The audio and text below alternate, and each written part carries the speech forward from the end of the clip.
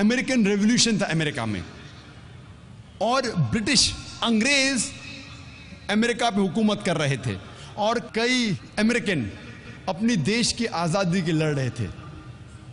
इनमें से जो अव्वल नंबर पे थे वो थे जॉर्ज वॉशिंगटन, बेंजामिन फ्रैंकलिन। और ब्रिटिश हुकूमत के हिसाब से उस वक्त 1775 में number 1 terrorist in the world, सबसे बड़ा दहशतगर्द उस वक्त था जॉर्ज वॉशिंगटन। ब्रिटिश हुकूमत के मुताबिक उस वक्त सबसे नंबर 1 टेररिस्ट दुनिया में था जॉर्ज वॉशिंगटन। जब यूएसए को आज़ादी मिलती है, वो टेररिस्ट नंबर 1, दहशतगर्द नंबर 1 बन जाता है प्रेसिडेंट ऑफ यूएसए। आप सोच सकते हैं, टेररिस्ट नंबर 1 बन जाता है यूएसए का प्रेसिडेंट। ऐसी कई मिसाल आप पेश कर सकते हैं। हम जानते हैं साउथ अफ्रीका में जब सफेद हुकूमत थी, अपार्टेड सिस्टम था, उस वक्त सफेद हुकूमत ने, व्हाइट अपार्टेड गवर्नमेंट ने नेल्सन मंडेला को कैद किया था 25 साल से ज्यादा रॉबिन आइलैंड में। और वो हुकूमत कहती थी टेररिस्ट नंबर 1 उस वक्त था नेल्सन मंडेला। जब साउथ अफ्रीका को आज़ादी मिलती है और गोरों की हुकूमत निकल जाती है, तो नेल्सन मंडेला को रिहा किया जाता है और उसको दिया जाता है नोबेल प्राइज फॉर पीस। आप सोच सकते हैं, जो शख्स को 25 साल से ज्यादा कैद किया जाता है रॉबिन आइलैंड में और कहा जाता है टेररिस्ट नंबर 1, दहशतगर्द नंबर 1, उसको वही काम के लिए रिहाई के बाद मिलता है award Nobel prize for peace. ये नहीं कि पहले वो बुरा इंसान था और फिर अच्छा बना, वही काम के लिए जिसके लिए उसे कैद किया जाता है, उसी काम के लिए उसको मिलता है नोबेल प्राइज फॉर पीस। ये है मीडिया। टेररिस्ट नंबर 1 को मिलता है नोबेल प्राइज फॉर पीस। तो हमें यह पता लगता है कि जो भी पावर में है, जो भी ताकत में है, जो भी लक़ब वो ताकतवर देता है, वो लक़ब उस इंसान पे चिपक जाता है। आजकल लोग ये नहीं देखते हक क्या है, देखते ताकत किसके पास है। जिसके पास ताकत है, जो वो लक़ब देता है, वो लक़ब चिपक जाता है उस इंसान पे। इस्लाम में ताकतवर हमेशा सही नहीं, हक हमेशा सही है। हक, चाहे वो अमीर या गरीब हो, राजा या फकीर हो, गोरा या काला हो, इस्लाम में हक। जो कुरान की आयत से मैंने शुरू किया था इस तकरीर को, वकुल जाल हक वज़ाकल बातिल, सूरह इसरा सूरा नंबर 17 आयत नंबर 81 में, कि कहो कि हक आ चुका है और बातिल खत्म हो चुका है। ऐसी कई मिसाल है। मीडिया का स्ट्रैटेजी नंबर 6, छठी स्ट्रैटेजी जो मीडिया इस्तेमाल करती है, जिसे कहते हैं डबल स्टैंडर्ड्स, उर्दू में कहेंगे दोगलापन, डबल स्टैंडर्ड्स। मीडिया कहती है कि मुसलमान खवातीन हिजाब में है, ये खवातीन पे इस्लाम जुल्म कर रहा है। क्यों? क्योंकि हिजाब में है। दूसरी ओर हम देखते क्रिश्चियन नन, क्रिश्चियन सिस्टर्स, वो भी हिजाब में, उसका भी सर ढका हुआ है, लेकिन कहती अरे वाह, ये खवातीन कितनी मॉडेस्ट है, माशाअल्लाह, कितना पर्दा करती है। आज तो मुस्लिमा पर्दा करती है, हिजाब करती है, तो कहा जाता है ये खवातीन पे जुल्म हो रहा है। क्रिश्चियन सिस्टर्स, नन जब पर्दा करती है तो कहा जाता है कि दे आर मॉडेस्ट। मुसलमान जब दाढ़ी रखते हैं, टोपी पहनते हैं, कहा जाता है दहशतगर्द, ये दाढ़ी वाला टोपी वाला दहशतगर्द। जब सिख दाढ़ी रखते हैं और फेटा बांधते हैं, कहा जाता है वाह क्या मजहबी इंसान है, अपने मजहब का पालन कर रहा है। मुसलमान दाढ़ी रखता है, टोपी पहनता है, दहशतगर्द। सिख दाढ़ी रखता है, फेटा बांधता है, मजहबी इंसान।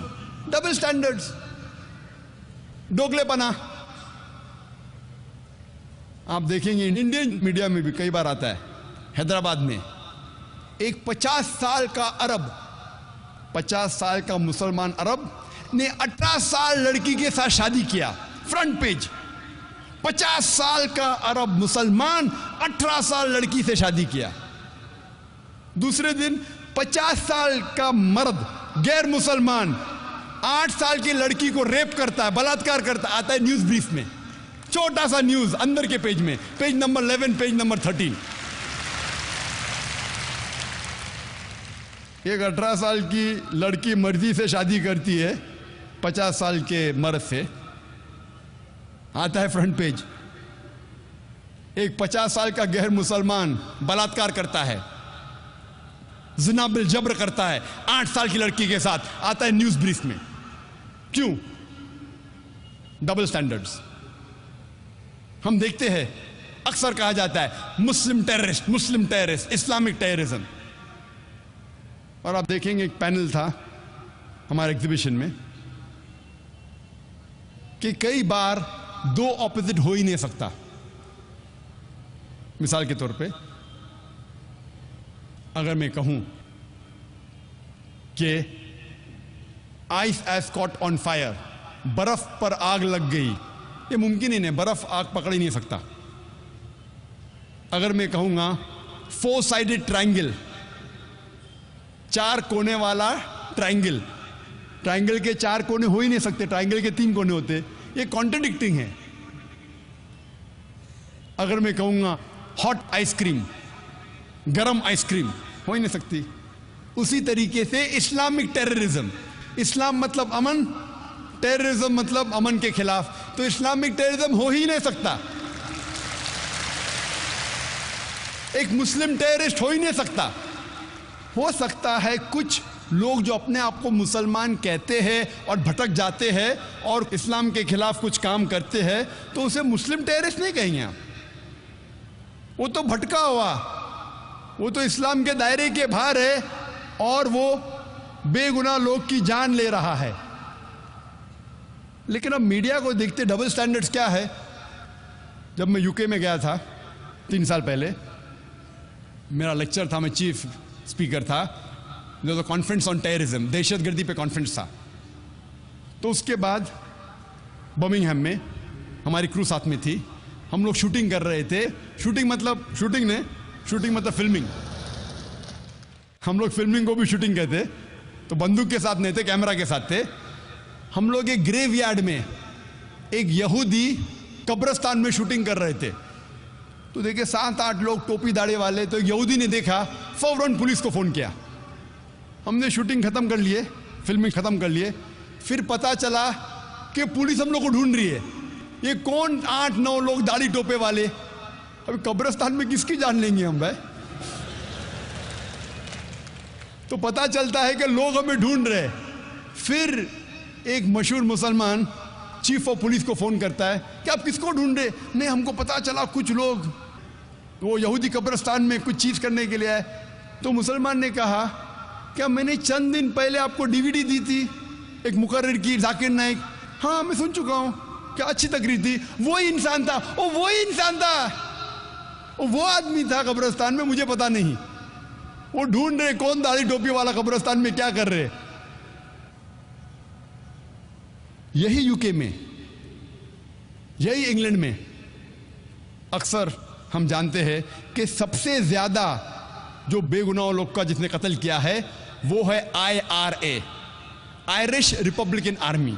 ये आयरिश रिपब्लिकन आर्मी, ये आर्मी है, ये खुसूसन कैथलिक्स है। क्रिश्चियन में भी 2 भाग है, कैथलिक्स एंड प्रोटेस्टेंट। ये कैथलिक लोग हैं। इन्हें कभी भी कैथलिक टेररिस्ट नहीं कहा गया है, कभी भी क्रिश्चियन टेररिस्ट नहीं कहा गया। कहा गया IRA, आयरिश रिपब्लिकन आर्मी। इलाके के बुनियाद पे जाना गया, मजहब के बुनियाद पे नहीं। हम जानते हैं Tamil tigers, LTTE,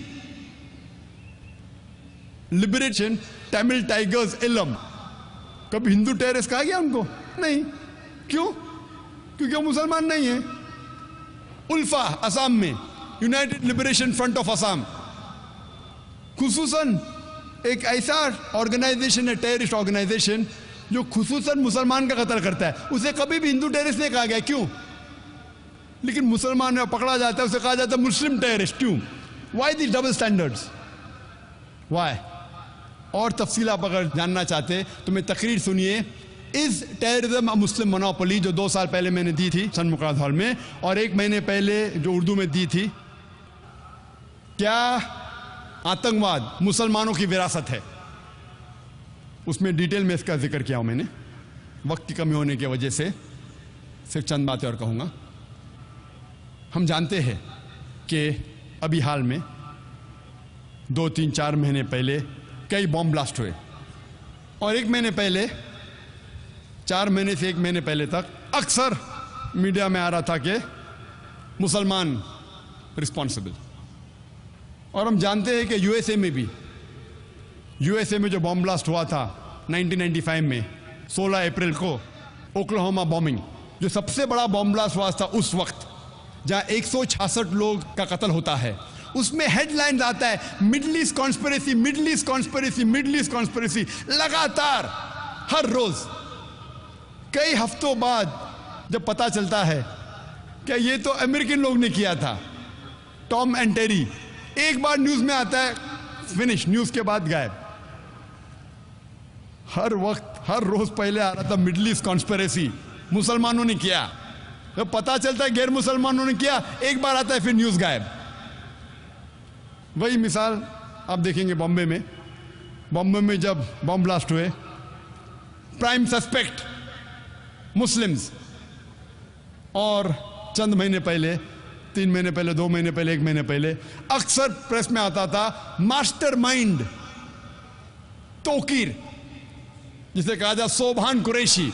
her time headlines, most of the media page के ऊपर headline, Tauqeer Sobhan Qureshi mastermind of the bomb blast. और मीडिया में आ रहा था, पुलिस कहती है मास्टरमाइंड है तोकीर सोभान कुरैशी। 1.5 महीने पहले जॉइंट कमिश्नर ऑफ पुलिस कहती है कि पुलिस ने कभी कहा ही नहीं कि तोकीर मास्टरमाइंड था बॉम्ब ब्लास्ट का। ये तो मीडिया क्रिएशन है, ये तो मीडिया का फलसफा है। तो हमें अभी तहकीक करना पड़ेगा कि मीडिया जो कहती है पुलिस के खिलाफ भी कह सकती है। अगर मीडिया पुलिस के खिलाफ कह सकती है और बच सकती है, तो हम आम हिंदुस्तानी क्या कर सकते हैं? लगातार हेडलाइन तोकीर सोभान कुरैशी मास्टरमाइंड, बाद में आता है न्यूज ब्रीफ, एक बार आता है पेपर में तोकीर इज इनोसेंट, बस खलास।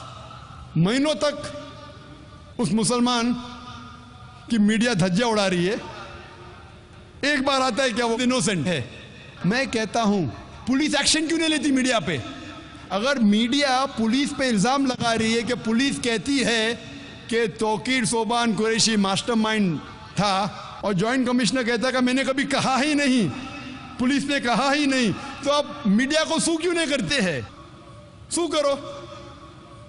एक बार आता है क्या वो मास्टरमाइंड नहीं था, और न्यूज के बाद गायब। अक्सर लोग ने तो पढ़ा नहीं होगा उसको, लगातार महीनों तक आ रहा है मास्टरमाइंड, एक बार आता है कि नहीं है।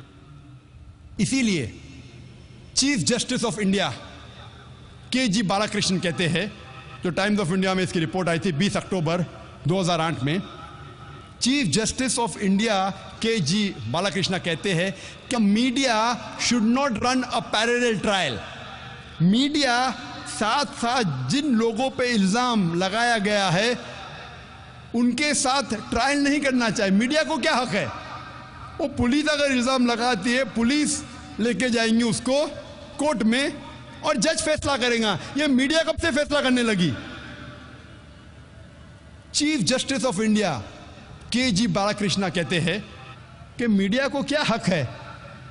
अगर पुलिस समझती है कोई गुनहगार है, उसको पकड़ती है, अभी तक उसको पेश भी नहीं किया जज के सामने, मीडिया कह देती है क्या ये टेररिस्ट है, मास्टरमाइंड है। मीडिया को क्या हक है? 2 साल पहले 2006 में जुलाई में बॉम्बे में ट्रेन सीरियल ब्लास्ट हुए, उसके 2-3 महीने बाद में तकरीर दिया था चंद हॉल में, इस टेयर द मुस्लिम मोनोपोली। उस वक्त मैंने कहा कि मीडिया कहती थी कि मदरसा आर रिस्पॉन्सिबल, मदरसा पे इल्जाम लगाया गया। मैंने कहा मीडिया से, क्या एक भी आपके पास सबूत है? एक भी मदरसा हिंदुस्तान में, हिंदुस्तान के बाहर में नहीं जानता हूं, एक भी मदरसा पेश करो सारे हिंदुस्तान में जो टेररिस्ट एक्टिविटी में इन्वॉल्व था, दहशतगर्दी में इन्वॉल्व था? एक भी नहीं, एक भी नहीं। फिर आप कैसे कहते हैं कि मदरसा टेररिस्ट को जन्म देता है? हो सकता है मैं तो एक भी मदरसे के फारिग को नहीं जानता हूं हिंदुस्तान में जो दहशतगर्द है। हो सकता है एक आध आपको मिले, हो सकता है, मैं नहीं जानता हूं। लेकिन आप अगर चेक करेंगे, आप ट्रैक रिकॉर्ड देखेंगे, जितने टेररिस्ट का है, चाहे अमेरिका में हो, यूके में हो, हिंदुस्तान में हो, अक्सर टेररिस्ट के पास तो यूनिवर्सिटी डिग्री है, उनके स्कूल की डिग्री है। मेरे पास भी स्कूल की डिग्री है, बॉम्बे यूनिवर्सिटी की डिग्री है। तो क्या आप यूनिवर्सिटीज बंद करेंगे? आप अगर तहकीक भी करेंगे तो 1% भी आपको नहीं मिलेगा जितने टेररिस्ट है जो मदरसा से फारिग है। तो आप कैसा इल्जाम लगा रहे मदरसे पे? 2 साल बाद 2008 में वापिस से बम ब्लास्ट होता है। अभी मीडिया ढूंढ रही है मुसलमान जो आईटी स्पेशलिस्ट है, इंफॉर्मेशन टेक्नोलॉजी, मदरसा को छोड़ दिए। अभी बॉम्बे में पकड़ ली है पुलिस कौन मुसलमान आईटी स्पेशलिस्ट है, कौन मुसलमान तालीम याफ्ता है। आप अगर कंप्यूटर जानते अंदर तहकीक के लिए, 2 साल पहले इल्जाम लगाते मुसलमान अनपढ़, मदरसा सही तालीम देता नहीं, मुसलमान में तालीम होना चाहिए। 2 साल बाद यू टर्न, जो मुसलमान तालीम याफ्ता उसको पकड़ लिए। पूना के अंदर में तकरीर किया था, वहां के लोग डरे थे 1 महीना पहले, 19 अक्टूबर 2008 में। मौजूद था क्या आतंकवाद मुसलमानों की विरासत है। सब पूना के मुसलमान सहमे हुए थे। इल्जाम था कई पूना के मुसलमानों पे। लाइमलाइट पे था मंसूर पीर बॉय जो आईटी स्पेशलिस्ट है, याहू के लिए काम करता है। उसकी तनख्वाह थी 19 लाख सालाना, 19 लाख। सोच सकते 19 लाख ने हर महीने 1.5 लाख से ज्यादा कमाता है मुसलमान। उसको गिरफ्तार किया गया है और इल्जाम लगा गया था। क्योंकि मैं ना तोकीर सोमान कुरैशी को जानता हूं, ना मेरा दोस्त है, मेरा दुश्मन है। मैं पीर बॉय को भी नहीं जानता हूं, ये मंसूर पीर बॉय को। लेकिन लोग मुझे पूछते doctor Zakir Naik, do you consider Mansoor Peerbhoy to be terrorist? क्या आप समझते हैं मंसूर पीर बॉय टेररिस्ट है? तो मैंने कहा कि हजारों मुसलमानों को गिरफ्तार करते, हजारों मुसलमानों को इलीगली डिटेन करते, उनमें से 1% भी नहीं साबित होते टेररिस्ट है।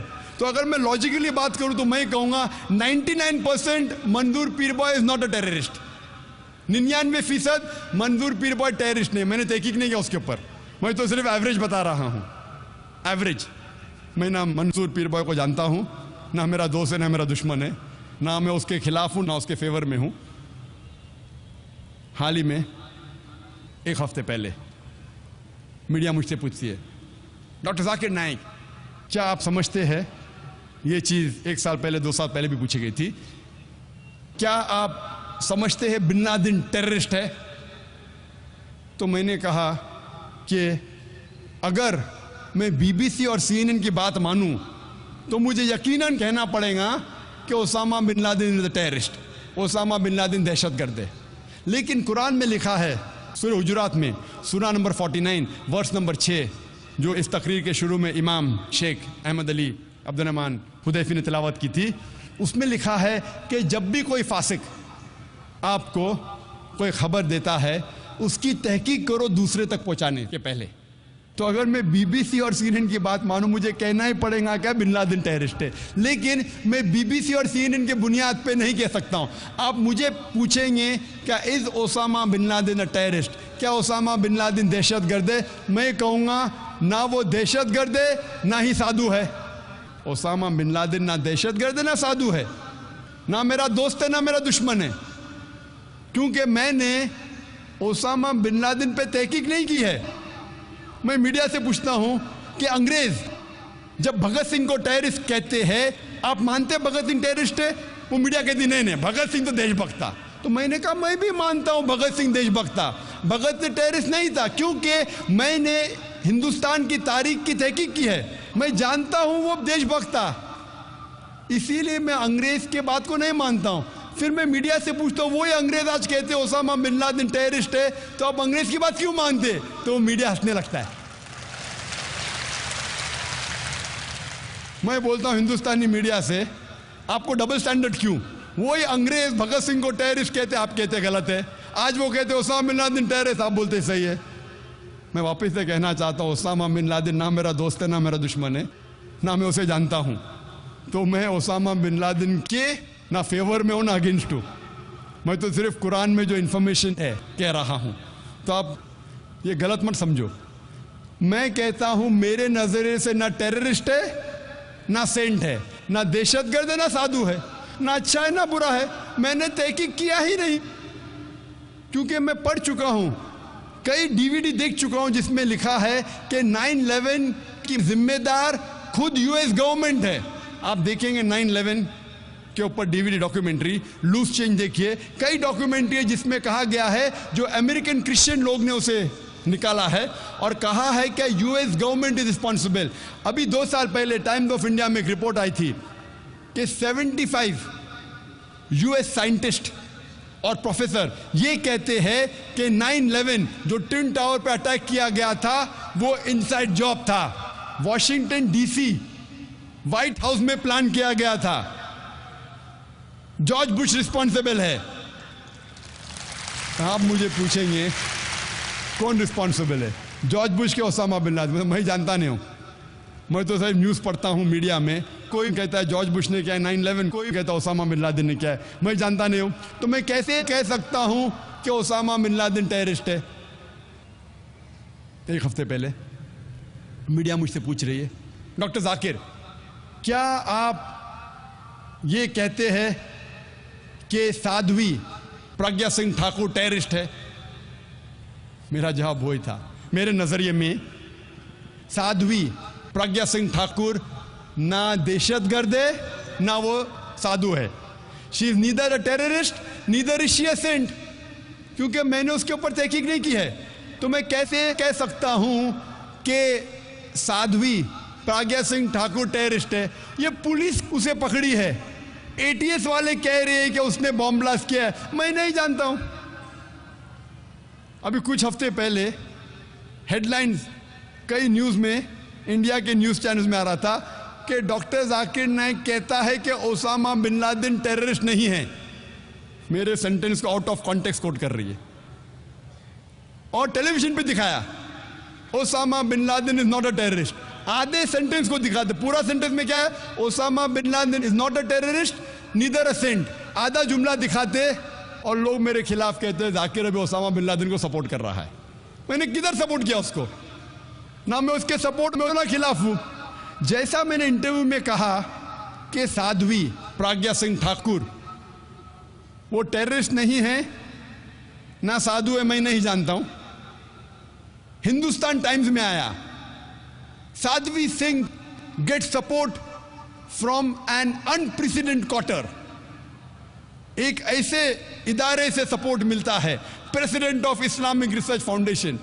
भाई मैंने साध्वी को सपोर्ट नहीं किया, मैंने कहा Sadhvi neither a terrorist nor a Saint.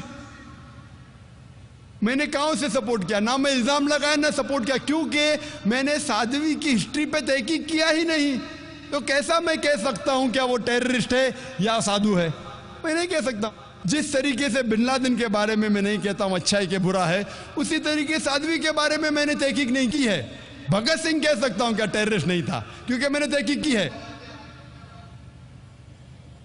Media मुझसे पूछती है 1 महीने से पुलिस हिंदू टेररिस्ट को पकड़ रही है, आपको क्या कहना है ये हिंदू टेररिस्ट के बारे में? और मीडिया मुझसे पूछने लगी कि एलके अडवाणी अब कह रहा है कि ये हिंदू टेररिस्ट नहीं है, हिंदू टेररिस्ट बोलना गलत है, आपकी क्या राय है एलके अडवाणी के बारे में? तो मैंने कहा मैं तालिब इल्म हूं, I am student of Islam and comparative religion. मैं तालिब हूं इस्लाम और कंपैरेटिव रिलीजन का। मैं हिंदू मजहबी किताब पढ़ चुका हूं। हिंदू मजहबी किताबों में कहीं नहीं लिखा है क्या हिंदू लोग बेगुनाह इंसानों को बम से उड़ाना चाहिए। हिंदू मजहबी किताब में कहीं नहीं लिखा है। तो हिंदू टेररिस्ट बोलना बिल्कुल गलत है, क्योंकि मैं हिंदू मजहबी किताब पढ़ चुका हूं। जिस तरीके से मैं कहता हूं कि मुस्लिम टेररिस्ट बोलना गलत है, तो एलके अडवाणी बिल्कुल 100% सही है। इस बात पे मैं कहता हूं एलके अडवाणी सही है। कुछ साल पहले एलके अडवाणी ने कहा था कि जो आदमी बलात्कार करता है उसके लिए तजवीज़ की थी जब वो होम मिनिस्टर था। एल के अडवाणी ने कहा था, श्री एल के अडवाणी ने, कि जो आदमी बलात्कार करता है उसको मिलना चाहिए सजाए मौत। तो मैंने कहा मैं एल के अडवाणी की इस बात को 100% तस्लीम करता हूं। बाकी बातें सही होंगी या गलत होंगी वो अलग है, इस बात पे तस्लीम करता हूं। अभी मैं दूसरी बात को तस्लीम करता हूं। जब एल के अडवाणी कहता है कि हिंदू टेररिस्ट बोलना गलत है, मैं उनकी बात को बिल्कुल मानता हूं। एल के अडवाणी ने हिंदू मजहबी किताब का मुताला किया है कि नहीं मैं नहीं जानता, लेकिन मैंने तो किया है। वो किस वजह से कह रहा है हिंदू टेररिस्ट नहीं बोलना चाहिए, मैं जानता नहीं हूं, मैं पॉलिटिशियन नहीं हूं। लेकिन क्योंकि मैं स्टूडेंट हूं इस्लाम और कंपैरेटिव रिलीजन का, मैं ये जानता हूं कि इन लोगों को लेफ्टिनेंट कर्नल प्रसाद पुरोहित या साध्वी सिंह ठाकुर को हिंदू टेररिस्ट बोलना गलत है, क्योंकि हिंदू मजहब में कहीं नहीं लिखा है कि बम से मासूमों को उड़ाना चाहिए। और हमारे देश में कानून है, इनोसेंट अंटिल प्रूवन गिल्टी, यानी कोई भी इंसान मासूम है जब तक उसका जुर्म साबित नहीं हुआ। लेकिन जब मुसलमान पकड़े जाते लॉ उल्टा हो जाता है, गिल्टी अंटिल प्रूवन इनोसेंट, यानी आप गुनहगार है जब तक आप मासूम नहीं साबित किए जाते। क्यों? हिंदुस्तान का कानून है कि कोई भी हिंदुस्तान का नागरिक, कोई भी इंसान पकड़ा जाता है वो मासूम है जब तक उसका गुनाह साबित नहीं होता। जब मुसलमान पकड़ा जाता है तो वो गुनहगार है, मुजरिम है, जब तक वो मासूम नहीं साबित किया जाता। क्यों? मेरे डबल स्टैंडर्ड नहीं है। जब मैं कहता हूं मुस्लिम टेररिस्ट बोलना गलत है, तो मैं वो भी कहता हूं कि हिंदू टेररिस्ट बोलना गलत है। जब मैं कहता हूं बिन लादेन मैं जानता नहीं हूं, बिन लादेन को तो किसने पकड़ा ही नहीं अभी तक, साध्वी को तो पकड़ा, पुलिस ने इंटरोगेट किया, फिर भी मैं कहता हूं कि मैं जानता नहीं हूं। बिन लादेन को किसने पकड़ा?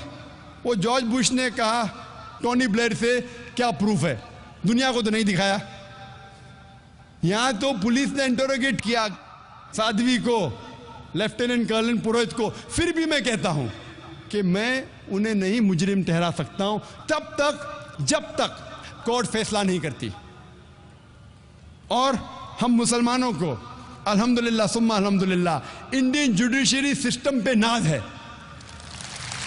इंडियन जुडिशरी सिस्टम की कदर करते हैं कि अल्हम्दुलिल्लाह सुम्मा अल्हम्दुलिल्लाह कितने भी लोग अगर बेगुनाह लोग अरेस्ट होते हैं, माशाअल्लाह अल्हम्दुलिल्लाह सुम्मा अल्हम्दुलिल्लाह हमारे हिंदुस्तान के जजेस जो है, और कल उनकी तकरीर थी जस्टिस फॉर पीस, 2 जस्टिस थे, जस्टिस हॉस्बिट सुरेश और जस्टिस कोलसे पाटिल, जो माशाअल्लाह आपके सामने पेश किए कि जस्टिस होना जरूरी पीस के लिए। और हमारे नौजवान एडवोकेट मुबीन सोलकर भी थे माशाअल्लाह, जो आपको साबित किए कि पीस होने के लिए जस्टिस जरूरी है। जब तक अदल नहीं रहेगा इस देश में, तब तक इस देश में अमन नहीं रहेगा। 7वीं स्ट्रैटेजी, मीडिया अक्सर जब भी कोई मुसलमान जो इस्लाम पे अमल नहीं कर रहा है और इस्लाम के खिलाफ बात करता है, मीडिया उसे हाईलाइट करती है।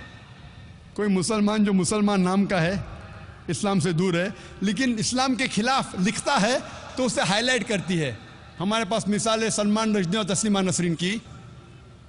सलमान रश्दी को मीडिया ने इतना हाईलाइट किया, क्यों?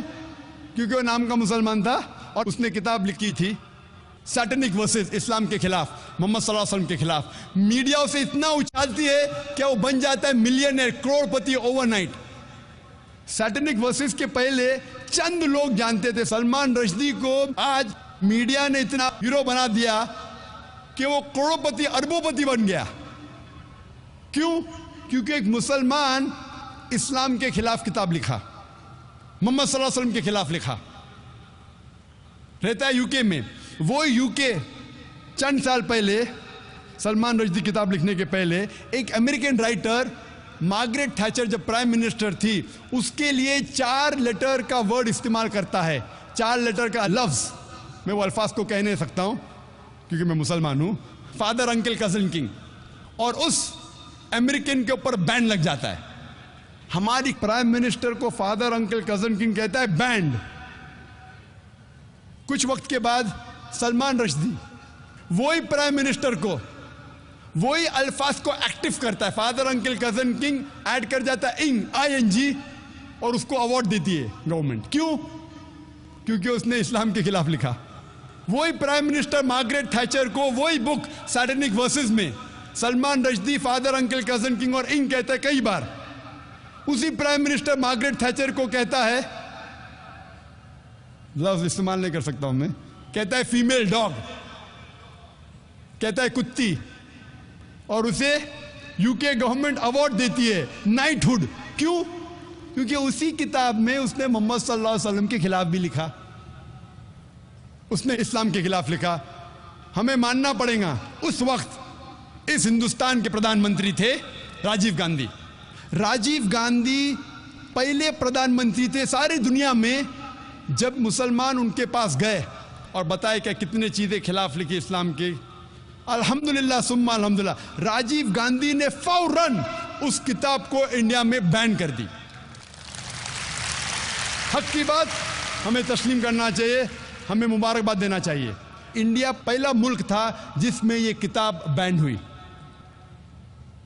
आज की गवर्नमेंट एक दूसरे मुसलमान को पकड़ती है जो इस्लाम के खिलाफ लिखती है, वो तस्लीमा नसरीन, और इस्लाम के खिलाफ किताब लिखती है लज्जा। ये गवर्नमेंट उसको शरण दे रही है, असाइलम। पहले की गवर्नमेंट उसको सलमान रश्दी को बैन करती है, अभी की गवर्नमेंट बैन उठा देती है और तस्लीमा नसरीन को शरण देती है। राजीव गांधी उस वक्त ये नहीं जानता था कि सलमान रश्दी ने उसी किताब सैटेनिक वर्सेस में राम और सीता को भी गाली दी। मैं यहां कहना नहीं चाहता हूं क्या गाली दी, मैं इस देश में अमन चाहता हूं। उसे ये नहीं पता था कि उसी किताब में सलमान रश्दी ने सीता को भी गाली दी। इस हिंदुस्तान के हिंदू लोग सीता को माता मानते हैं, राम को भगवान मानते, उसको गाली दी। ये राजीव गांधी को पता नहीं था, लेकिन अल्हम्दुलिल्लाह सुम्मा अल्हम्दुलिल्लाह, क्योंकि मुसलमानों के खिलाफ उसने लिखी, उसने बैन की, और अल्हम्दुलिल्लाह सुम्मा अल्हम्दुलिल्लाह कई हिंदू जो नहीं जानते थे, जब आप किताब पढ़ेंगे तो पता लगेगा कि हिंदू मजहब के श्री राम और सीता माता को भी गाली दी थी। 8वीं स्ट्रैटेजी मीडिया की क्या करती है? अगर कोई मुसलमान विद्वान है, अच्छा काम करता है, तो उसे मुसलमान जैसा बताती ही नहीं। वक्त कम होने की वजह से एक ही मिसाल दूंगा मैं इस स्ट्रैटेजी की। हम जानते हैं कि 8वीं सदी से 12वीं सदी को कहा जाता है, यूरोपियन कहते थे डार्क एजेस, अंधेरे का दौर, डार्क एजेस। कहां अंधेरे का दौर था? वो अंधेरे का दौर था यूरोपियंस के लिए, अंग्रेज के लिए।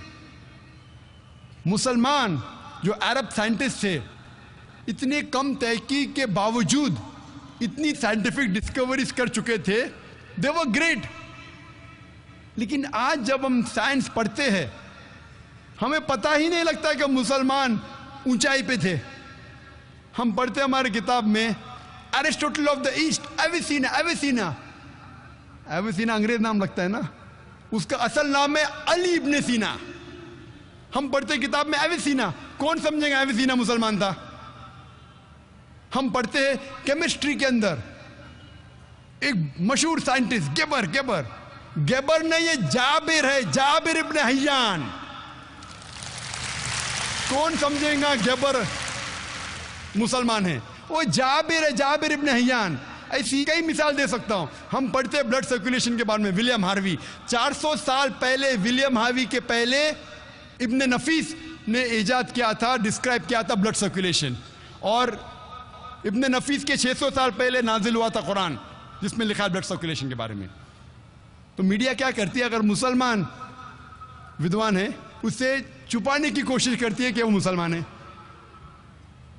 वक्त की किल्लत होने की वजह से सिर्फ 8 स्ट्रैटेजीज का बयान करूंगा मीडिया के बारे में, और ये कहना चाहता हूं, हम मुसलमान, हम जानते हैं कि मीडिया अच्छे काम भी कर सकता है, बुरे काम भी कर सकता है। हम मुसलमानों को इस मीडिया का सही इस्तेमाल करना चाहिए, और अफसोस की बात हम नहीं करते। लेकिन दुश्मन इस्लाम मीडिया का पूरा इस्तेमाल कर रहे हैं इस्लाम के खिलाफ काम करने के लिए। और एक आर्टिकल आया था टाइम्स मैगजीन में 16 अप्रैल 1979 में, जिसमें क्रिश्चियन ऑथर लिखता है, एक क्रिश्चियन रिसर्चर लिखता है कि 150 साल में सन 1800 से सन 1950 तक के इस 150 साल के दरमियान 60,000 से ज्यादा किताबें लिखी गई थी इस्लाम के खिलाफ। यानी हर रोज एक से ज्यादा किताब लिखी गई थी इस्लाम के खिलाफ इन 150 साल में।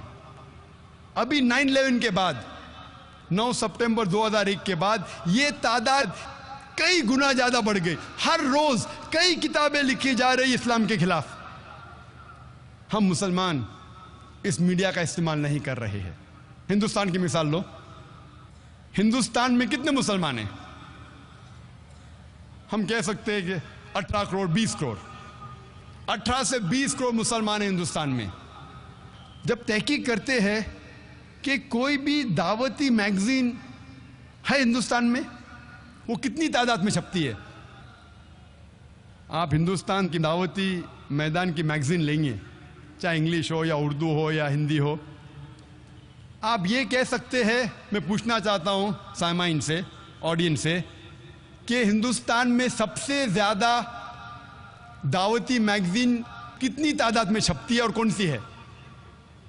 हिंदुस्तान में दावती मैदान में कौन सी मैगजीन सबसे ज्यादा तादाद में छपती है? ट्राई कर सकते, गेस कर सकते? इस्लामिक वॉइस, उसकी तादाद है 12,000 से 15,000। 12,000 से 15,000। जब अमेरिका गया था मैं, तो वहां चंद साल पहले एक मैगजीन है जो इस्ना निकालती है, होराइजन, वो हर महीने छापती है 50,000। 50,000 ये है मुसलमान मीडिया का इस्तेमाल कर रही है। एक क्रिश्चियन ऑर्गेनाइजेशन है जिसे कहा जाता है जोहाज विटनेसेस। मेन स्ट्रीम क्रिश्चियन नहीं है, एक ऑफशूट है, एक छोटा सा शाख है। जो मेन क्रिश्चियंस कहते हैं ये क्रिश्चियन ही नहीं है, तो मेन स्ट्रीम क्रिश्चियंस कहते हैं जोहाज विटनेस ईसाई है ही नहीं, लेकिन वो लोग अपने आप को ईसाई कहते हैं। मैं पूछना चाहता हूं, ये मैगजीन है उनकी वॉच टावर, वॉच टावर ये मैगजीन है। मैं आपसे पूछना चाहता हूं, क्या आप गेस कर सकते हैं कि कितनी तादाद में छपती है किताब? एक ईसाई ऑर्गेनाइजेशन, ऑफशूट है, मेन स्ट्रीम नहीं, एक शाख है, अक्सर क्रिश्चियन कहते हैं, क्रिश्चियन नहीं। आप गेस कर सकते हैं कितनी तादाद में छपती है किताब? कितनी तादाद में?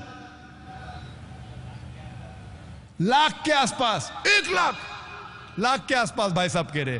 कोई गेस कर सकता है कितनी तादाद में छपती है? Million, 1 million, 1 million. कोई कहता है लाख, कोई कहता है 10 लाख। 10 लाख, 10 लाख क्या होता है पता है आपको? 2 मिलियन, 20 लाख। ये ऑक्शनिंग हो रहा है, 1 मिलियन, 2 मिलियन, ऑक्शनिंग हो रहा है। ये वॉच टावर मैगजीन, इसकी तादाद छपने की है 37.1 मिलियन, 3 करोड़ 71 लाख। और ये हर महीने नहीं छपती, महीने में 2 बार छपती है, फोर्टनाइटली है। ये 4 कलर मैगजीन है, 4 कलर। इसकी क्वालिटी माशाअल्लाह। 37.1 मिलियन हर 2 हफ्ते, यानी हर महीने 74.2 मिलियन, हर महीने 7 करोड़ 42 लाख, 7 करोड़ 42 लाख। मुसलमान छापना तो दूर, सोच भी नहीं सकते हैं। छापने की बात दूर है, सोच भी नहीं सकते हैं। 74.2 मिलियन हर महीने, हर 2 हफ्ते 37.1 मिलियन। वही ऑर्गेनाइजेशन और एक मैगजीन छापती है, सिर्फ एक नहीं, अवेक। इसकी तादाद कितनी? हर महीने छापती है 35.754 मिलियन, यानी 3 करोड़ 57 लाख हर महीने छापती है वही ऑर्गेनाइजेशन। ये वॉच टावर छापती है 169 लैंग्वेजेस में। कितने? 169 लैंग्वेजेस में वॉच टावर। अवेक 81 लैंग्वेजेस में, 81 जबानों में छापती है हर महीने। और ये वॉच टावर 169 लैंग्वेजेस में हर 2 हफ्ते में छापती है। अक्सर ये किताबें फ्री बांटी जाती है, फ्री। नाम के लिए अगर खरीदने जाएंगे 2 रुपया, 2 रुपये की चाय भी नहीं मिलती आपको। छापने की कीमत कई ज्यादा। ये मीडिया का इस्तेमाल कर रहे तबलीग करने के लिए। हम मुसलमान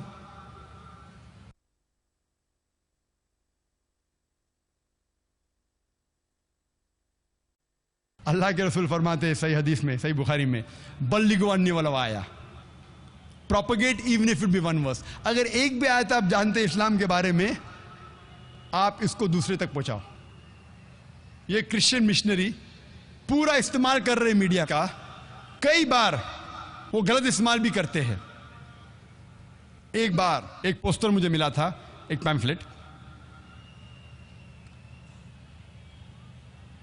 ये बड़ा पोस्टर भी है, ये पैम्फलेट है। मैंने एक अरब शेख से पूछा, शेख क्या लिखा है? नजदीक वाले पढ़ सकते, क्या लिखा है? अल्लाह मोहम्मद, अल्लाह मोहम्मद। मैंने शेख से पूछा, यहाँ भी माशाअल्लाह बहुत से लोग बैठे हुए, माशाअल्लाह, शेख मौलाना, अल्लाह मोहम्मद। मैंने कहा शेख गौर से पढ़िए। फिर से कहा अल्लाह मोहम्मद सल्लल्लाहु अलैहि वसल्लम। और गौर से पढ़िए, अल्लाह मोहम्मद सल्लल्लाहु अलैहि वसल्लम। माशाअल्लाह सब लोग बैठे, अरबी दान। दूर से तो कह रहे हैं, गौर करके पढ़ेंगे तो लिखा है अल्लाह मोहब्बा, अल्लाह मोहब्बा, गॉड इज लव, खुदा है प्यार। ये बाइबल का कोटेशन है, first epistle of John chapter number 4 verse number 16। आम मुसलमान जब पढ़ेगा इसे चूमेगा, खीसे में डालेगा, चूमेगा। अल्लाह मोहम्मद, ये है लोग को बेवकूफ बनाना। ऐसा लिखा हुआ है कि आम मुसलमान अरबी दानी से अल्लाह मोहम्मद पढ़ेगा सल्लल्लाहु अलैहि वसल्लम, लेकिन ये अल्लाह मोहब्बा, खुदा है प्यार। ऐसा मैं इस्लामिक रिसर्च फाउंडेशन में कई है पोस्टर्स। दूसरा पोस्टर क्या लिखा है? रब्बाना, रब्बाना के बाद रब्बाना आतीना फिद दुनिया, फौरन हमें आदत है पढ़ने की, गौर से पढ़ेंगे। लिखा है अब्बाना, आवर फादर, हमारे वालिद, who art in heaven, hallowed be thy name. पढ़ेंगे रब्बाना आतीना फिद दुनिया, रब्बाना ने अब्बाना, हमारे वालिद। डिसीट। कोशिश करते हैं, मीडिया का इस्तेमाल कर रहे, हक से इंसान नहीं आता है तो इंसान को बेवकूफ बनाना। ऐसे कई मिसाल है। आप अगर मेरी कैसेट देखेंगे, डिसीट इन क्रिश्चियन इवेंजलिज्म, अभी वक्त कम है तो कई मिसाल पेश कर सकता हूं मैं। डिसीट इन क्रिश्चियन इवेंजलिज्म, मैं हमेशा कहता हूं कि Christianity product is 0 but marketing is 100%। Marketing media अल्हम्दुलिल्लाह सुम्मा अल्हम्दुलिल्लाह 100%, प्रोडक्ट 0। इस्लाम प्रोडक्ट 100%, माशाअल्लाह, मार्केटिंग 0। प्रोडक्ट हमारा दीन जो है माशाअल्लाह 100%। इन्ना दीना इंदल्लाह अल इस्लाम। अल्लाह ताला फरमाते हैं सूरह इमरान में, सूरह नंबर 3 आयत नंबर 19 में, सिर्फ दीन जो सही दीन है अल्लाह के नजदीक वो इस्लाम। लेकिन हम मुसलमान अल्लाह के पैगाम पे अमल नहीं करते, हमारे रसूल के पैगाम पे अमल नहीं करते। अल्लाह के रसूल फरमाते बल्लिगु अन्नी वलौ आया, कि आप एक भी आयत जानते इस्लाम के बारे में उसे फैलाओ। लेकिन हम मुसलमान नहीं फैलाते। क्यों? आप क्रिश्चियन मिशनरीज को देखेंगे, अगर आप जानते हैं जिमी स्वैगैट के बारे में, जिमी स्वैगैट जिसने शेख अहमद दीदात के साथ मुनाजरा किया था, उसका खर्चा एक साल में उसको कम से कम $400 मिलियन चाहिए। हर रोज $1 मिलियन से ज्यादा उसका खर्चा है। 5 करोड़ रुपए से ज्यादा हर रोज खर्चा है उसका दावा करने के लिए। 5 करोड़ से ज्यादा हर रोज जिमी स्वैगैट। और ऐसे अमेरिका में कई ऑर्गेनाइजेशन हैं जिनका दिन का खर्चा $1 मिलियन से ज्यादा है, 5 करोड़ से ज्यादा है। मैं सारी दुनिया में कोई भी दावती इस्लामिक इदारे को नहीं जानता हूं मेरे इल्म में जो 10% भी ये खर्चा करता है। मैं नहीं जानता हूं, अल्लाह आलम। मैं एक सैकड़ों दावती ऑर्गेनाइजेशन में जा चुका हूं, कोई भी दावती ऑर्गेनाइजेशन पूरी दुनिया में नहीं जानता हूं जिसका खर्चा 10% भी है, मैं नहीं जानता। आप देखते हैं कि मीडिया, आज जैसा मैंने कहा कि मीडिया अक्सर, हमारे उल्मा कहते हैं कि मीडिया से बचो, और मैं बिल्कुल उनके साथ हूं। और सबसे मशहूर मीडिया आज की तारीख में है वो है टेलीविजन। इस टेलीविजन पे अच्छाइयां भी बुराइयां भी है, लेकिन बुराइयां ज्यादा है। हमारे उल्मा, हमारे शेख, हमारे दानिश्वर कहते मीडिया से बचो, मैं उनके साथ हूं। आज की तहकीक ये कहती है कि 20,000 से ज्यादा चैनल्स है, इसका बजट है $400 बिलियन। सिर्फ अमेरिका में 2,000 से ज्यादा चैनल है, उसमें 100 से ज्यादा क्रिश्चियन चैनल है। यूके में कितने चैनल है? सारी दुनिया में सैकड़ों क्रिश्चियन चैनल्स है, ईसाई चैनल्स है, हिंदू चैनल्स है, जैन चैनल है।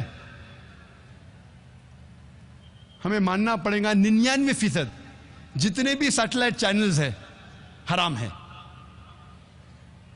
मानना पड़ेगा 99% से ज्यादा जितने सैटेलाइट चैनल्स है हराम है। ऑब्सिनिटी है, उरियानियत है, इस्लाम के खिलाफ है, वाहियात पना है, पोर्नोग्राफी है, हराम है, मानना पड़ेगा। इसीलिए हमारे स्कूल में जो भी एडमिशन लेता है उसके घर में केबल टीवी नहीं होना चाहिए। लेकिन हम अगर इस मीडिया को जो गलत चीज फैलाती है, क्यों न उसे सही चीज में तब्दील करे। हम अगर देखेंगे क्रिश्चियन चैनल सैकड़ों है, सिर्फ हिंदुस्तान में साउथ इंडियन लैंग्वेजेस में कई चैनल्स है क्रिश्चियनिटी फैलाने के लिए। और सबसे फेमस चैनल दुनिया में गॉड टीवी। गॉड टीवी 1995 में शुरू हुआ था, उसका बजट मैं नहीं कहूंगा, बहुत है, 15 सैटेलाइट्स पे आता है। मुस्लिम सैटेलाइट चैनल कितने हैं? सबसे पहला इकरा 1998 में। आज मेरी तहकीक के हिसाब से 50 इस्लामी चैनल भी नहीं है, और 30 से ज्यादा अरबी चैनल है। अरबी चैनल मतलब दावती नहीं, इस्लाह कर रहे अरबों के साथ, अच्छा काम कर रहे अल्हम्दुलिल्लाह, मैं उनके खिलाफ नहीं हूं, लेकिन दावती मैदान में नहीं है। हार्डली 10 या 15 मुस्लिम चैनल्स होंगे सारी दुनिया में जो गैर अरबी जबान में हैं। हम मुसलमान बहुत पीछे हैं, मीडिया के लिहाज से बहुत पीछे है। हमें ये मीडिया जो इस्लाम के खिलाफ जंग कर रहा है, हमें इसे दावती मैदान में बदलना चाहिए। और 3 साल पहले मैंने अंग्रेजी में यही मौजू पे तकरीर की थी दुबई में, जब शेख मोहम्मद राशिद अल मखतूम, जब उन्होंने मुझे बुलाए थे, दावत दी थी, होली कुरान इंटरनेशनल अवार्ड जो उनका होता है सालाना, दुबई में तकरीर की थी 2005 में अक्टूबर में। और उस वक्त माशाअल्लाह लोग कहते थे दुबई में सबसे बड़ा मजमा था, 11,000 लोग थे। दुबई में 4,000 5,000 डांस के लिए आते, लेकिन इस्लामिक तकरीर के लिए 11,000 सबसे बड़ा मजमा था। तकरीर किया था media and Islam, war of peace. और मैंने कहा कि मीडिया इस्लाम के खिलाफ जंग कर रही है, लेकिन इस्लाम मीडिया से अमन करना चाहता है। और इस अमन का पैगाम पहुंचाने के लिए अल्हम्दुलिल्लाह सुम्मा अल्हम्दुलिल्लाह 3 महीने बाद जनवरी 2006 में एक नया चैनल वजूद में आया जिसका नाम है पीस टीवी।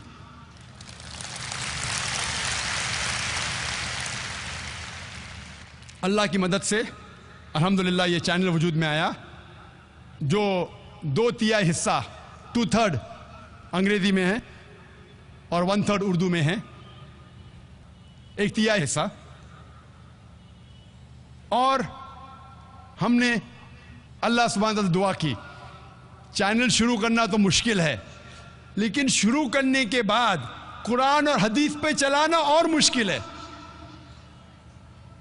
अल्लाह सुब्हानहू तआला से दुआ की थी मैंने कि अगर चैनल को कुरान और हदीस के मुताबिक नहीं चला सकूं तो बंद करना बेहतर है। कि अल्लाह सुब्हानहू तआला ने अल्हम्दुलिल्लाह 3 साल होने आ रहे हैं, और अल्लाह सुब्हानहू तआला ने अल्हम्दुलिल्लाह मकबूलियत की, और अभी अल्हम्दुलिल्लाह सबसे ज्यादा देखा जाने वाला इस्लामिक सैटेलाइट चैनल सारी दुनिया में वो है पीस टीवी। अल्हम्दुलिल्लाह।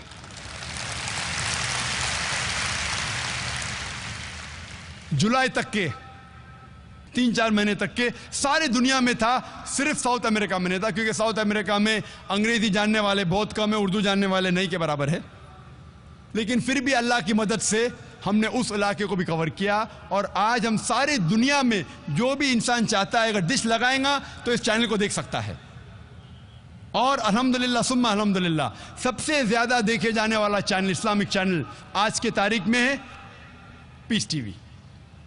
हमें कई कंप्लेंट्स आए, जो उर्दू नहीं जानते कहने लगे ये उर्दू में क्या बीच में तकरीर आती है, हमें समझता नहीं, ये उर्दू को निकाल दो। उर्दू जानने वाले कहने लगे ये क्या अंग्रेजी में बीच में आता है, हम अंग्रेजी नहीं जानते, अंग्रेजी को निकालो। हम दोनों के बीच में पिस गए। चंद लोग हैं जो उर्दू अंग्रेजी जानते वो खुश थे।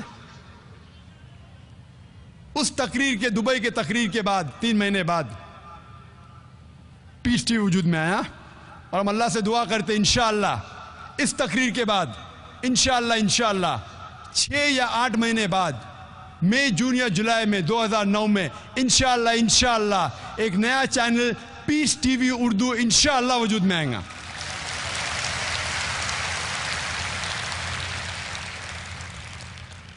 ताकि हम दोनों की दुआ ले सके, उर्दू वाले भी खुश होंगे। ये उर्दू चैनल 100% उर्दू रहेगा और पीस टीवी सिर्फ 100% अंग्रेजी में रहेगा, और दोनों 24 आवर्स इंशाअल्लाह सैटेलाइट शुरुआत में इस दुनिया के 70% हिस्से में मौजूद रहेगा, और कुछ महीने में इंशाअल्लाह हमारी कोशिश रहेगी कि पीस टीवी उर्दू भी सारी दुनिया में दिखाई पड़े, चाहे अमेरिका हो, चाहे यूके हो, चाहे ऑस्ट्रेलिया हो। और मैं अल्लाह सुब्हानहू व तआला से दुआ करता हूँ कि जो भी हमारी छोटी सी कोशिश है, इस छोटी सी कोशिश को कबूल फरमाएं, और हम नाचीज़ जो ना आलिम है ना मौलाना है, सिर्फ एक छोटा सा मुबल्लिग हूँ, हमारी इस छोटी सी कोशिश को कबूल फरमाएं। और माशाअल्लाह लाखों लोग मौजूद है इस मैदान में, और करोड़ों लोग पीस टीवी पे देख रहे हैं। मैं चाहता हूँ कि ये सारे लोग दुआ करें कि इंशाअल्लाह ऐसे कई चैनल वजूद में आएँ जो इस्लाम का सही पैगाम दुनिया में फैलाएं। और इस बात के साथ मैं तकरीर को ख़त्म करता हूँ कुरान शरीफ की उस आयत के साथ जिससे मैंने तकरीर को शुरू किया था, सूरह इसरा की सूरह नंबर 17 आयत नंबर 81 में अल्लाह ताला फरमाते वकुल जाल हक वज़ाक़ल बातिल इन्नल बातिल काना ज़ऊक़ा, कहो कि हक आ चुका है और बातिल ख़त्म हो चुका है, और बातिल को ख़त्म होना ही है। व आखिर दावाना अल्हम्दुलिल्लाहि रब्बिल आलमीन।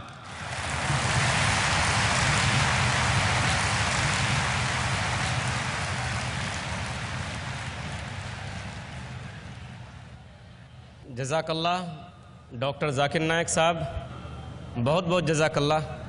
आपने मीडिया और इस्लाम, जंग या अमन, इस पर इंतहाई मालूमाती ख़िताब फरमाया। हम आपके शुक्रगुज़ार हैं।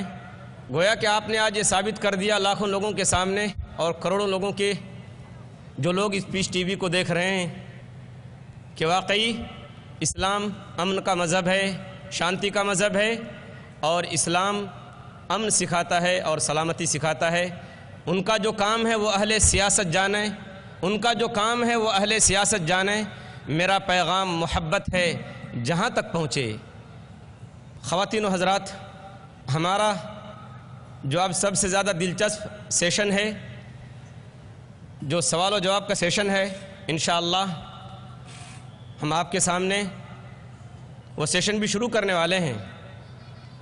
इसके लिए चंद बातों का लिहाज करना हर एक के लिए ज़रूरी है ताकि ये सेशन दिलचस्प भी हो और कामयाब भी।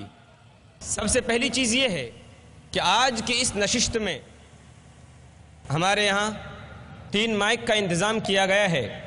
एक माइक स्टेज के बाएं जानिब मेरे लेफ़्ट की साइड में, और एक भाइयों की जानिब बीच में, और एक ख़वातीन के अंदर।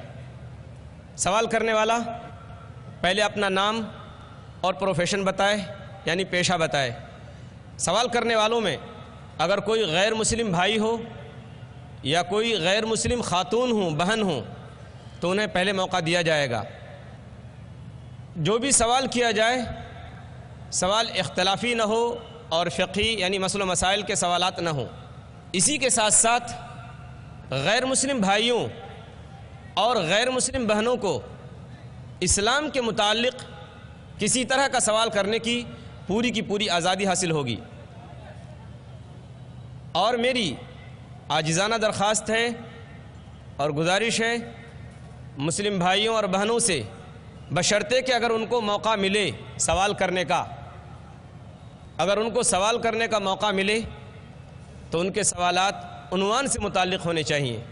उन्वान है आज की तकरीर का, मीडिया और इस्लाम, जंग या अमन।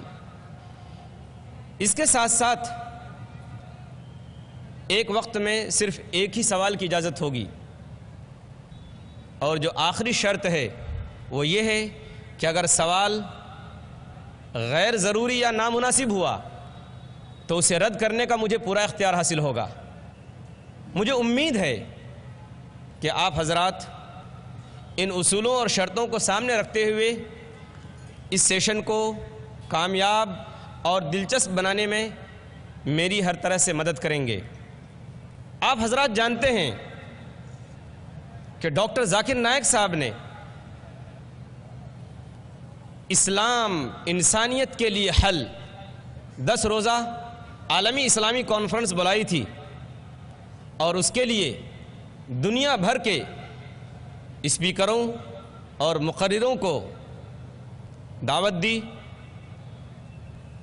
तकरीर करने वालों में हमारे गैर मुस्लिम भाई भी थे, जज हजरात भी थे। अल्हम्दुलिल्लाह आपके ताउन, और जैसा कि जाकिर नायक साहब ने शुरू में कहा कि हमने इतने इंतज़ामात किए, लेकिन इस्लाम से आपका ताल्लुक़ और इस्लाम से आपकी दिलचस्पी और इस्लाम से आपकी मोहब्बत ने हमको हरा दिया। हम हार गए, हम इंतज़ामात ना कर सके। और इसी के साथ साथ मुबारकबाद के मुस्तहिक़ हैं, मैं वेलकम कहता हूँ उन हिंदू भाइयों को भी और उन क्रिश्चियन भाइयों को भी और उन सिख और जैनी भाइयों को भी, जो खुले दिल के साथ ओपन माइंडेड होकर हमारे 10 रोज़ा प्रोग्राम में बराबर वो शरीक हुए, और अल्हम्दुलिल्लाह हमारे इस स्टेज से उनको सवालात किए जाने का मौका भी दिया गया। ख़वातीन व हज़रात, अब मैं सवालात व जवाबात का सेशन बाकायदा शुरू करता हूँ। मेरी गुजारिश है वॉलंटियर हज़रात से कि इस बात पर ख़ास तौर पर ध्यान दें कि अगर नॉन मुस्लिम भाई हों या नॉन मुस्लिम खातून हों तो उनको पहले सवाल करने का मौका दिया जाए। सवाल हम शुरू करेंगे खातून के शोबे से, बहनों के शोबे से, माइक नंबर 3 से। अगर बहनों में कोई गैर मुस्लिम बहन हो तो उनको सवाल करने का मौका दिया जाए और वो बहन सवाल कर सकती हैं। जी सिस्टर।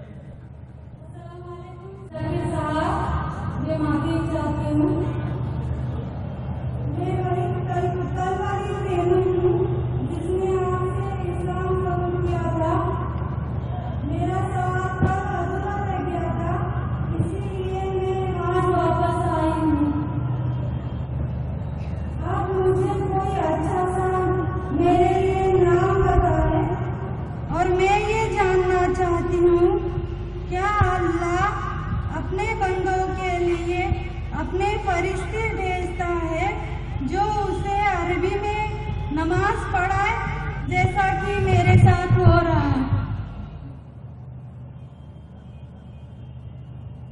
इनका सवाल था कि अल्हम्दुलिल्लाह कल उसने इस्लाम कबूल किया था इस बड़े मजमे में। वो चाहती है कि मैं उनके लिए एक नाम तजवीज़ करूं, जो मेरे जहन में अभी आ रहा है। आप अपना नाम आयशा रख सकती है, रज़ियल्लाहु अन्हा, जो मोहम्मद सल्लल्लाहु अलैहि वसल्लम की अहलिया का नाम था। आप अपने आप को आयशा कह सकती है। आपका दूसरा सवाल था कि क्या अल्लाह सुब्हाना व तआला अपने फ़रिश्तों को भेजता है नमाज सिखाने के लिए। अल्लाह सुब्हाना व तआला अगर चाहे अपने बंदों को सीधे रास्ते पे लेके आने के लिए कई तरीके इस्तेमाल करता है अल्हम्दुलिल्लाह। और उनमें से अगर आप सीखना चाहती है अरबी ज़बान में नमाज, तो मेरी ये राय है कि आप ज़रूर कोई अपनी मुसलमान सहेली का सहारा लीजिए, या आप इस्लामिक रिसर्च फाउंडेशन में आ सकती है और हम आपको तरीका दिखाएंगे कि किस तरीके से सही तरीके से नमाज पढ़ना चाहिए। और कई किताबें मौजूद है।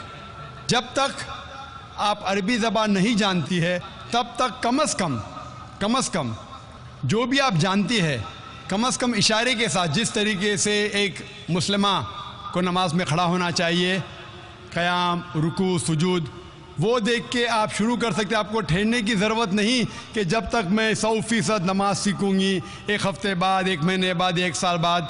आप अगर अब से इस्लाम कबूल कर चुकी है, जो भी आप थोड़ा बहुत भी जानती है सलाह के बारे में, आप इंशाअल्लाह उससे शुरू करेंगे। अल्लाह